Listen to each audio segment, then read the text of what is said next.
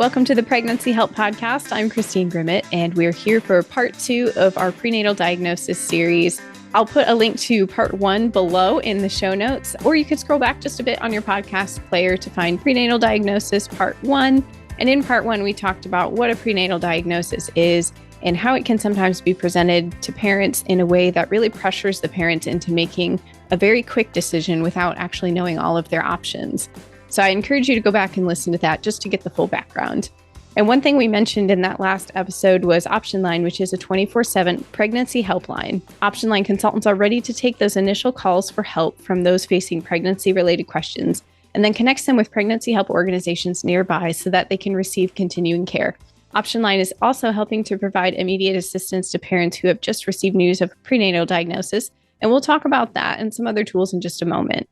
So let me bring in our episode guests. We have Nafisa Kennedy. She's our director of Option Line, Cheney Mullins-Gooley, support manager for her plan, and Dr. Tara Sander-Lee, vice president and director of life sciences at the Charlotte Lozier Institute. So it's great to have you each with us. I'll give you a moment to give us a little bit more of your background and what led you to involvement in advocating for issues surrounding prenatal diagnosis. And then Nafisa will kind of jump off into there and do our questions. Absolutely. So as Christine mentioned, I'm the director of Option Line here at Heartbeat International. Option Line is our 24/7, 365 pregnancy help hotline. And I've had the privilege of participating in the Option Line since 2006. So that's 17 years now. So it's been my joy to work with Option Line for decades now, almost 2 decades. And in 2021, I believe, our leadership approached me about the possibility of participating in a prenatal diagnosis working group. And at that point, it was a meeting of just, 5 people, I think, representing 4 different organizations in the pregnancy help movement. And from the very beginning, I was so impressed by their expertise and experience serving families who have received a adverse prenatal diagnosis. So it has been my privilege to work with the initiative for the last 2 years. And my role in the collaboration is really to ensure smooth operation of our hotline procedures. I'm Cheney Mullins-Gooley. It's so great to be with you all. I really got interested in this work through working for Dr. John Bruchowski, who was a former abortionist, and he had a miraculous conversion experience and is now a pro-life OBGYN. And he really introduced me to the world of loving both mom and baby and perinatal hospice as a life-affirming answer to life-limiting diagnoses. And I was very passionate about the issue. And then I moved to Georgia when I started working for her plan, which is part of Susan B. Anthony Pro-Life America. And when I was in Georgia, I had the pleasure of meeting Tracy from Be Not Afraid, who was part of this working group, and just learning more and hosting a luncheon with her and helping people who were providers in Georgia really gain knowledge and language around this issue so that it wasn't such a unspoken thing. Often women who are abortion-minded from a prenatal diagnosis don't necessarily fit our preconceived categories of what an abortion-minded woman looks like. Often her pregnancy was planned and wanted and is now all of a sudden in jeopardy. So it's very important to provide those women with resources, and her plan is all about resources and growing the pro-life safety net in our 29 states. So we were just so very honored to be a part of this working group and the Prenatal Diagnosis Initiative. Hi, thank you so much. It is such an honor to be here. So I am a scientist by training. I have over 20 years experience actually in basic science research and clinical medicine. And so my education includes a PhD in biochemistry from the Medical College of Wisconsin, and then postdoctoral training at Harvard Medical School.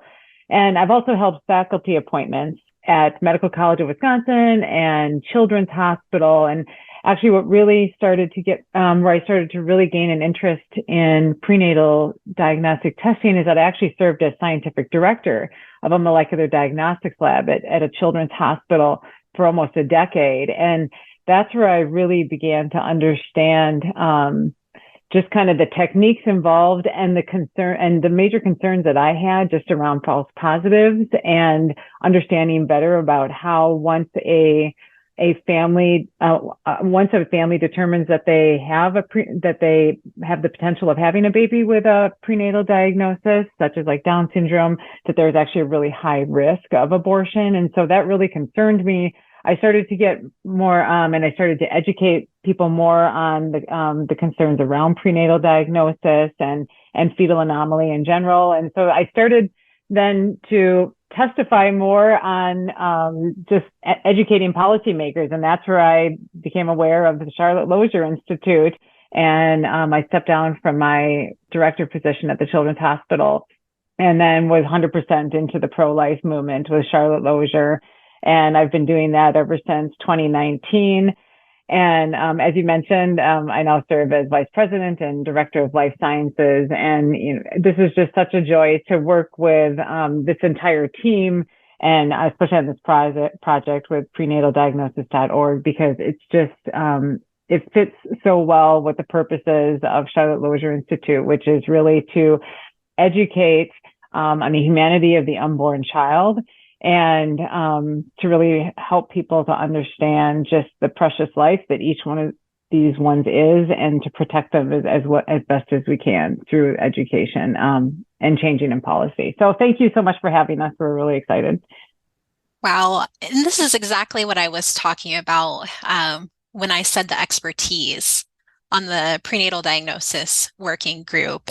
We have been gifted with such a talented and well-prepared group of people to serve this initiative. And I am just so honored that I have the opportunity to work side by side with these guys on this project. So both of you kind of touched on areas of need, which for our listeners who may not have had a chance to listen to part 1 of the prenatal diagnosis series on the Pregnancy Help podcast, and for anyone who may not have personal experience with a prenatal diagnosis, I was wondering if you guys could share a little bit about the areas of need for these families. And Tara, I wonder if you might provide some insight as to the education about testing that may be needed for these families. Yeah, absolutely. So I think it's really important for people to understand that fetal anomalies and birth defects, even though they are rare, there is they are one of the leading causes of death in the United States in the first year of life. So what the goal has been is to try to identify these birth defects as early as possible. And so there are many ways that can happen. That can happen, just by ultrasound. Advances in diagnostic tools have just allowed more and more birth defects to be diagnosed before birth. So that can include an ultrasound, fetal MRI, or genetic testing, depending on. And then with those different tools, it's not a bad thing to try to identify these disorders as early as possible inside the womb using these advanced tools. And I know in the previous segment, they walk through how there are invasive, also diagnostic tools like amniocentesis and chorionic villus sampling, which can be used to identify some genetic disorders. But then with the advancements in non-invasive prenatal testing, it's now kind of the whole field of prenatal diagnosis has exploded to try to identify as many prenatal birth defects and fetal anomalies as early as possible. And again, that's not a bad thing, but what's happening is that parents, when they receive this news, it could be a false positive because a lot of these screens only determine a potential risk for carrying the disorder. But what's also important to understand is that once a family has received a diagnosis, there is also a high chance that they are going to be pressured to abort. And so, for example, in the field of, just screening for Down syndrome, we know that once a baby inside the womb is diagnosed with a risk for Down syndrome, that on average, that baby has nearly over a 70% chance of being aborted. And this risk of being aborted is even higher for some more life-limiting disorders, such as like trisomy 13 or trisomy 18. And so that's just the fact that once these parents receive this news, it is very traumatic, and they're trying to process all this information. And then on top of that, they are often being pressured to terminate that pregnancy. And often they don't have just the facts in hand. And so I just want to point out that even like when it comes to trisomy 13 and 18, they might be life limiting, but they're hardly lethal or incompatible with life. And so what's really needed is for people to have a life affirming resource for parents and families that are facing this prenatal diagnosis, so they know what their options are, so that if they are pressured to abort, they know that that is definitely not the only option, that they can carry this baby to term. And then in cases like even like trisomy 13 and 18, there are studies that show that some of these babies, if they receive the appropriate care after birth, they can live life, like sometimes as long as 10 years. In other cases, they've shown that with correct cardiac interventions, they can live a median survival of up to 32 years. So I think sometimes parents just don't have the information that they need to really make the best decision for themselves and their baby. And so that's why we're so excited about this resource, so that families can go, understand better about what does it mean if you received a prenatal diagnosis, what are some of the and then what are some of your options then for the specific diagnosis that you received. Yeah, thank you so much for explaining all of that. What I hear you saying is that some important needs for these families are facts about testing.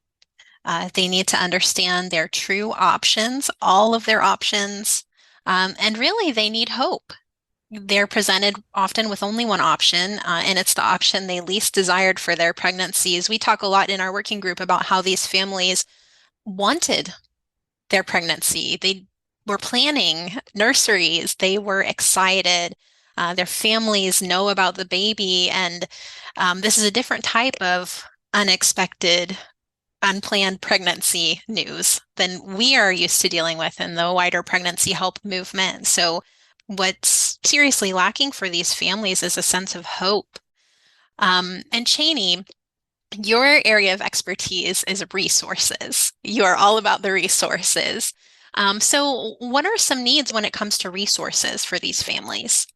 So these families, as was mentioned, are often facing the trauma of the diagnosis. Some families don't realize that the diagnosis is really the trauma, and the birth can be actually a healing, precious experience, regardless of the type or severity of the diagnosis.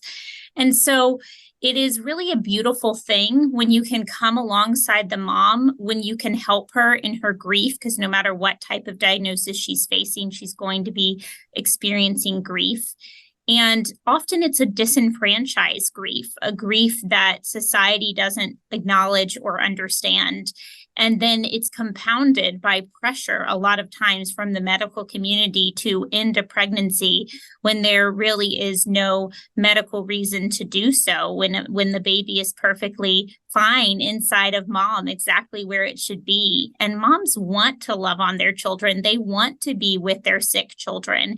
In the cases of serious diagnoses, typically 80%, up to 80% usually abort, but when given the option of perinatal hospice, 80% choose life. And that's why it's extremely important to have care provision available for these families so that they can know there is another choice, even in the most serious diagnoses, and also in the disability diagnoses and the medical diagnoses. And even if they're not sure if it's really a diagnosis, but it was a positive screening test and they're trying to be prepared for whatever outcome might come their way. And so what we were trying to do with prenataldiagnosis.org is create one national resource where parents could go. It's designed for those parents in mind, and they can find information about the impact on them as a family, about diagnosis as a trauma, about sibling relationships, and find sibling resources to talk to their other children. We have national resources listed out by the type of diagnoses, and then into the buckets of a disability support, a medical condition, or a life-limiting diagnosis that a family might be facing, or even a loss, even the pregnancy loss that might occur, either via a stillbirth caused by the anomaly or a perinatal hospice birth, where the baby is just treasured for as long as God gives that child and treasured in the arms of the family. There's often beautiful perinatal bereavement care that can be brought in, like a cuddle cot to give them more time with their baby's body. There's beautiful footprints that can be made. So there's all these resources from diagnosis to delivery and beyond during their grief time. And we wanted to make one place that was easy to go for families to find that. And so we put featured support organizations towards the top, and then just tried to include comprehensive lists of national resources on prenataldiagnosis.org.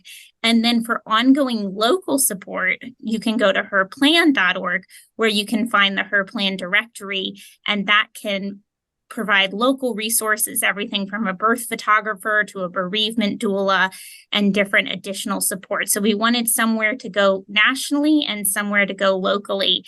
And often the connector between those is the parent care coordinator, which is why we are so happy that Option Line has taken on this new expertise in prenatal diagnosis. Because if a family is visiting the website and they realize they actually need more support navigating the national and local resources, they can call a specialized number for a prenatal diagnosis hotline that Option Line now runs. And that is a powerful opportunity to find personalized support, to find somebody that can talk you through the basic information and navigation of the website, and then to refer you on to trained parent care coordinators, which I know we're going to talk more about. But I'm just so passionate about these families knowing that they are not alone, that you do not have to resort to abortion, that you do not have to resort to the colloquial terms of, early induction or give in to the pressure from the medical community. There is support for you. You do not have to do this alone.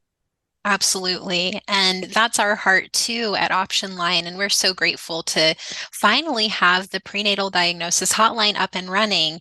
The prenataldiagnosis.org website exists to meet several needs. There are a number of gaps that exist that we were trying to fill with prenataldiagnosis.org. And so one of them was resources for these families. And an easy to find place because these resources have existed for a long time. There are many great organizations that offer fantastic help to families facing a diagnosis.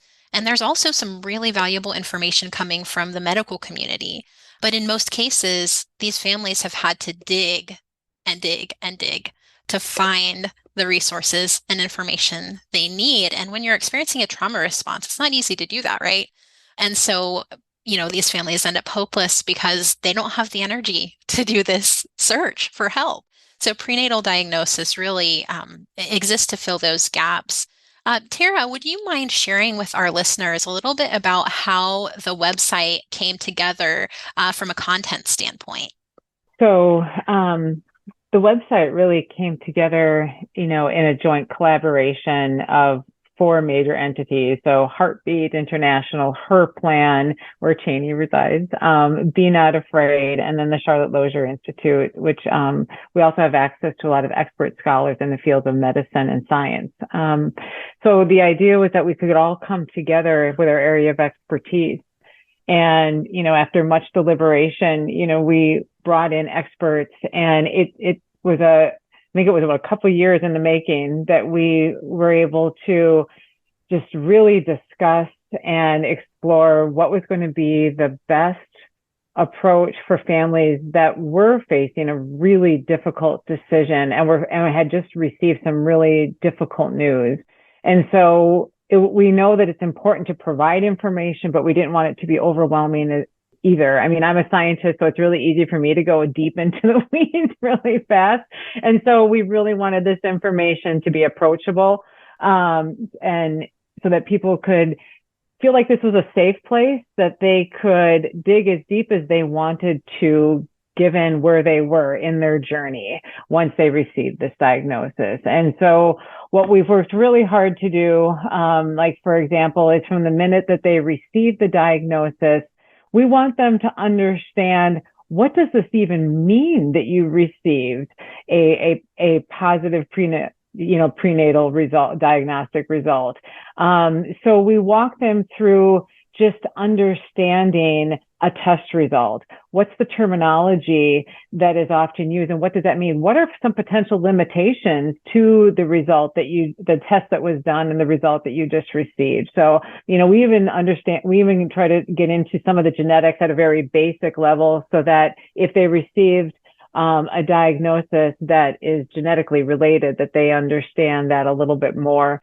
We really want people to understand too, like you mentioned, Afisa, just, what are your options? And as you mentioned, we've done a lot of work on education so that people understand what options are. And in just one example, there is this whole exciting field of what's called, pedal surgery, or the perinatal revolution, in which parents may receive news during a routine ultrasound scan that their baby or babies have a structural defect. And what's really exciting is that because of modern medicine and surgical advances, it's now possible for some of these babies to receive life-saving treatment while still inside their mother's womb.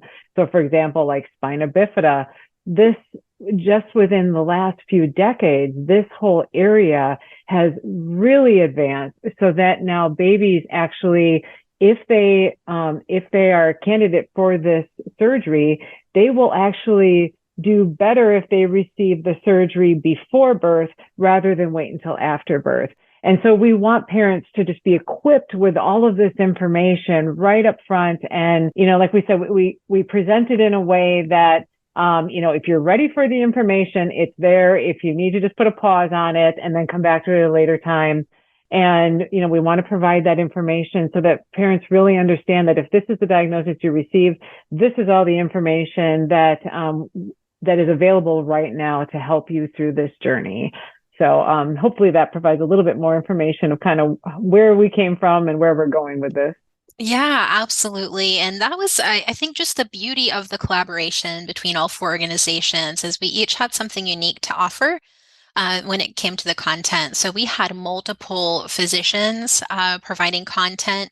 We had ethicists helping with this project. And then we had those who are regularly involved in client care, both for families that have been impacted by a diagnosis, and those of us from Option Line, Petra Wellenmeyer and myself, who have had years of experience helping women who are facing unplanned pregnancy in general. So we had just had such a great mix of hands involved in creating that content. And Cheney, you were very involved in the vetting of organizations that are listed under our resources pages. Would you tell us a little bit about that vetting? Yes. So we wanted to see if we could find organizations that were both specific to a certain family's diagnosis and more general to various kinds of prenatal diagnoses that they might be facing. In fact, some families might not even realize that there are different kinds of prenatal diagnoses, and it doesn't, just because they received a diagnosis does not mean that it's a death sentence for their child. And so really to be able to personalize the resources and to look through and see what we wanted to featuring groups that were going to be life-affirming like us, and groups that were at the very least neutral on the subject of abortion, that were going to really support families regardless of their situation. And then we just wanted to be comprehensive as well with our ongoing resources and support. We list books, we list articles, we have an entire abortion healing page. And many people may not know that there are two organizations, Entering Canaan and Natty's Pond Book, where there is dedicated abortion healing resources for women that have chosen abortion after a prenatal diagnosis. And that is very important, to be compassionate and healing and understanding to these situations and have that attitude of mercy and hope. And then, of course, we wanted to address adoption as well. I think that some families who face a prenatal diagnosis haven't really thought about adoption as a potential option. There are many families that actually have requested to receive a special needs baby. They have a heart for that in their family. And it's a really beautiful thing if you don't have the capacity to care for your own child with special needs or a disability or a medical condition, even a life-limiting diagnosis, if you want someone else to care for your child as they pass away, that is absolutely available. And so we really wanted to lay out whether it was abortion healing, whether it was the adoption option, whether it was support carrying to term, just as you would in any difficult pregnancy, but with this specialization to the prenatal diagnosis family. Mm-hmm. You mentioned something about that heart of mercy. And by now I'm thinking we might have some listeners who are wondering how they can get involved. This is not something that most of our pregnancy help organizations are going to encounter every single day. I believe the statistic I heard was around 28,000 families in the US every year receive a prenatal diagnosis. And so this isn't something that that we would see every day or be able to encounter every day. So for those who are wondering how they might get involved, how they might walk with a parent through this journey, whether that's in a pregnancy center, a maternity home, or a church, how can our listeners support parents who are on this journey? Well, I would point them to the wonderful training from Be Not Afraid, one of our wonderful partners for prenataldiagnosis.org. Be Not Afraid has developed 2 different kinds of training depending on how you want to be involved.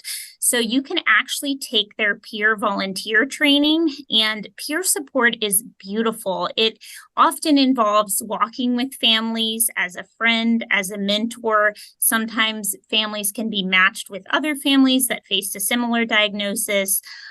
It's very important to have peer ministries available across the nation. And increasingly in a post-COVID world, we're seeing that available virtually as well, or through great Facebook support groups.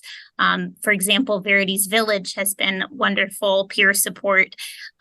So it's just a beautiful thing that there's these peer ministries popping up and wanting to serve families. But certain organizations want to take that to the next level and actually hire an employee that is dedicated to caring for families regardless of the diagnoses. So some groups like Verity's Village are thinking of expanding into that. And others will remain peer support organizations. And that is wonderful because we need all of us to be working together. The expertise of the parent care coordinator is really to coordinate all of the different services that a family might need. So you're wanting to be talking to the hospital. You're going to want to talk to different surgeons if medical treatment is an option. You're going to want to arrange care for the family's other children or help arrange travel if there's extended family that wants to come into town for the birth, if this is maybe the only opportunity they get to meet this child. There is a lot of specialization among the parent care coordinators, and they have to be familiar with all the different types of diagnoses. And so there is an extensive training process available for Be Not Afraid, and many pregnancy centers, as well as peer support organizations or even churches, could step up and say they want to hire a parent care coordinator. You do not have to be a medical professional, although, of course, Tracy has trained many wonderful nurses, but that's not required.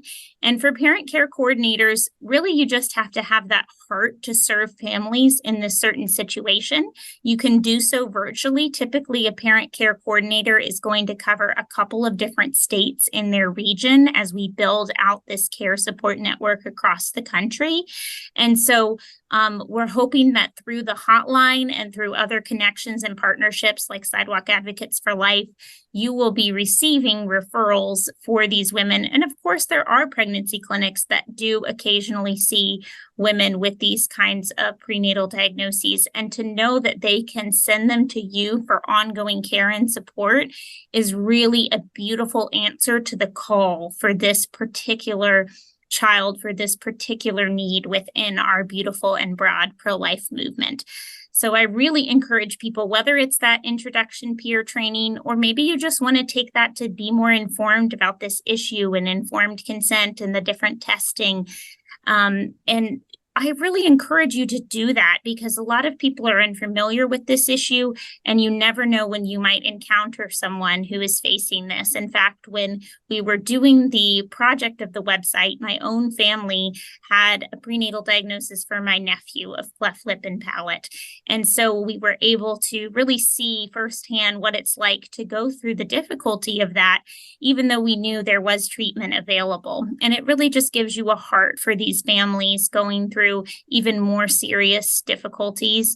And regardless of the diagnosis, I saw firsthand how traumatic it can be. And I was so honored that my sister-in-law included the story of my nephew in prenataldiagnosis.org. And there are many stories featured of personal families and their own journeys of the beauty and the pain. And I would say bring your tissues, because reading these stories is certainly an inspiration and emotional. Thanks, Cheney. As we often say at Heartbeat, the best alternative to abortion is another person. And that's really what we're trying to do with this prenatal diagnosis initiative. And I would add that any of our listeners who maybe aren't associated with a pregnancy help organization, if you have somebody in your periphery who is facing a diagnosis like Cheney's sister was, offer them the prenataldiagnosis.org website. Another person that is just waiting to help. Thank you all for listening. I'm going to turn it back over to Christine now to wrap us up. Yeah, thank you all so much. As you're talking, I'm looking at prenataldiagnosis.org on the website, and it's such a beautifully designed website. It just brings so much peace to it, honestly. As right on the homepage, it just says, if you have received a prenatal diagnosis, you are not alone. There is help. And then right below on the page is the chat box for Option Line, which I think is so cool, that if somebody is visiting this, they just received news, maybe they Googled something and brought them to this website, they can immediately talk to somebody. So I'm so appreciative of all of you who have had a hand in creating this. I think it's such a valuable tool. And I hope that all of our pregnancy help organizations listening are familiarizing themselves with it and what's available, so that they can walk through this with parents, and just help them to know that they have options, and they can just take a deep breath and slow down and think about how they can best care for their family and their child. So big thank you to everyone who had a hand in this. So this is our wrap up for the prenatal diagnosis series. Again, listen to part 1 if you haven't. It just provides more background. There's links in those show notes, and I'll put some links in the show notes for this episode as well, just to help you reach out even more, look for more resources. And so be sure to subscribe, and we'll keep you posted on updates on this project, on all of the projects that we're working on here on Heartbeat, so we can, of course, advance the pregnancy help movement worldwide. So thank you all for listening, and have a very blessed rest of your day.